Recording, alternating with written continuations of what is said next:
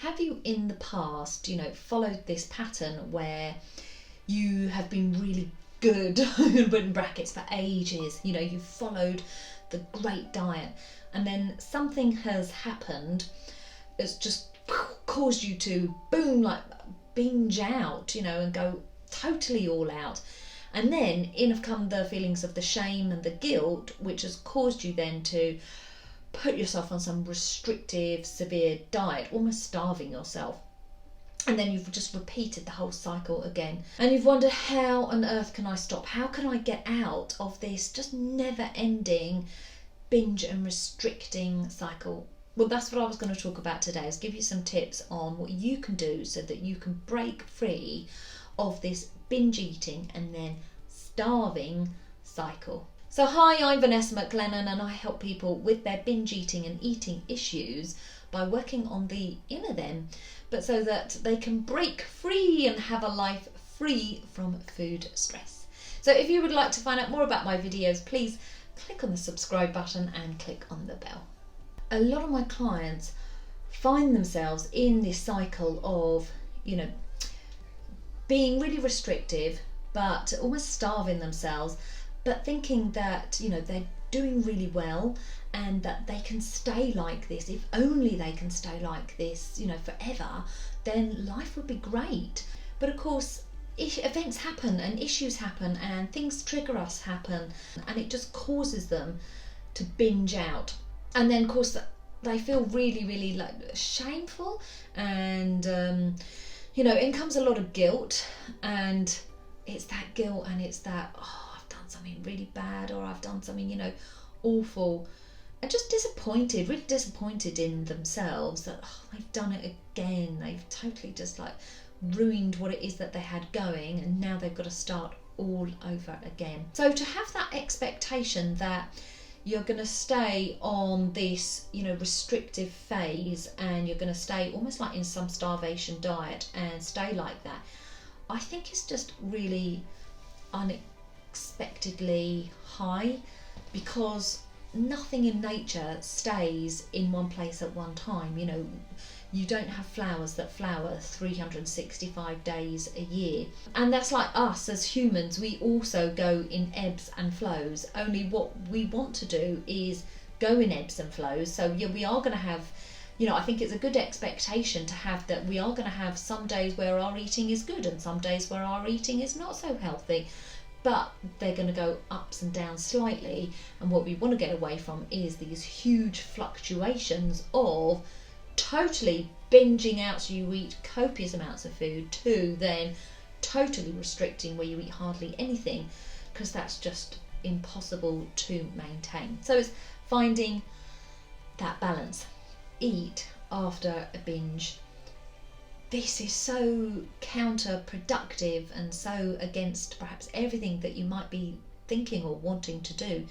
So I'm not talking about eat directly after a binge, but I am talking about eat, at a lunch hour, or eat at a regular eating slot time. Because after a binge, the normal thing that most people want to do is totally restrict again, totally not eat. And so that might mean skipping meals or eating something just minimal for those things, where when you restrict yourself and you do that again, it's going to cause you to binge out again. So find the next nearest meal time and have a meal, have a full breakfast, have a lunch, have something that you would eat, so that you can start to break this totally restrictive cycle. Get some structure to your eating. At the moment, the thing that you perhaps want to do after a binge out is, that restriction, and skip meals or eat something really minimal for your breakfast, lunch and dinner. So find the next meal time and just eat that breakfast, lunch and dinner to begin with. So plan what it is that you're going to have. And a lot of my clients really worry that they're then going to put on weight, or they're, just going to come out of this good phase that they were in. But when our bodies, don't eat, we then perhaps hang on to food, like as in fat stores, because our body's going, we don't know when we're going to eat next. But so if we can teach our body that breakfast is coming, lunch is coming, dinner is coming, and we're not going to put on weight if we eat mostly healthy food. And that's something that you can refine and get better at as you go forwards.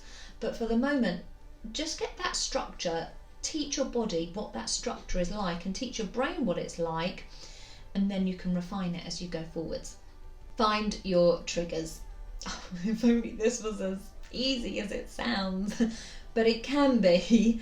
If you keep a journal of your food and keep a journal of what you're eating and when you're eating it. Also keep a journal of your just thoughts and upsets and your emotions throughout the day as to what's happened. So my boss spoke to me, had a meeting with my boss. How did I feel about it? And I think that's quite a good question to ask, actually. How did I feel? So the more mindful, practicing mindfulness really helps us become aware of what's triggering us, what are we doing, why are we eating? Because then the more that we're able to then work on finding out what our triggers are, we can then avoid them, or we can learn to manage them and manage our emotions better around those triggers.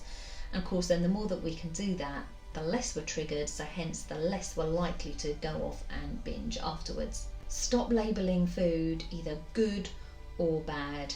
Yes, okay, there is food that is healthier than others, but I think when we label food, good or bad, we're categorising it, aren't we? And we're also saying we can have this and we can't have that. And when we're telling ourselves we can or we can't have something, we're treating ourselves like children. And as a child, if you're told that you can't have this and you're not allowed that, you automatically want it. And I think when we're treated like children, and we're also being treated as in, like by some authoritarian parent, you can't eat that, that's bad for you.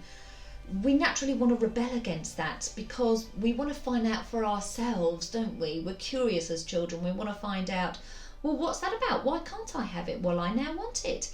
And that's sort of what the argument we get into ourselves is about when we're saying to ourselves, we can't have this food. We're almost putting ourselves in that childlike state where we go, but no, I want it. And it's almost like we have this inner tantrum, or we have this bit where we want to break out of that, rebel out of that, and I'm going to eat this food. So of course then trying to stave off that bit for ages and ages and ages, just it's like this boiling pot, and we naturally go, and then of course that's when the binge comes in. Give yourself some love. After we have binged, a lot of feelings come in of guilt, shame, and just embarrassment maybe, and just why have I done this? I've let myself down. Annoyance, frustrations with ourselves. And then that causes us to go, right, that's it, I'm not eating, or I'm putting myself on some strict diet. And again, that's sort of like parenting ourselves in an authoritarian manner. You've got to think we're eating this way because of a reason. There is something or loads of little behaviours that have caused us to eat in this way. So by being really harsh on ourselves, we're never going to break that down and understand why. So if we can parent ourselves in a compassionate and empathetic way, so really be curious and understand our behaviours, then that really helps us to, what am I doing this for? This is what's triggering me. And we look at ourselves perhaps as a more of a beautiful human that just needs tweaking. We're not this bad, evil person. We just need a bit of love and understanding. That goes a long way in helping break this cycle.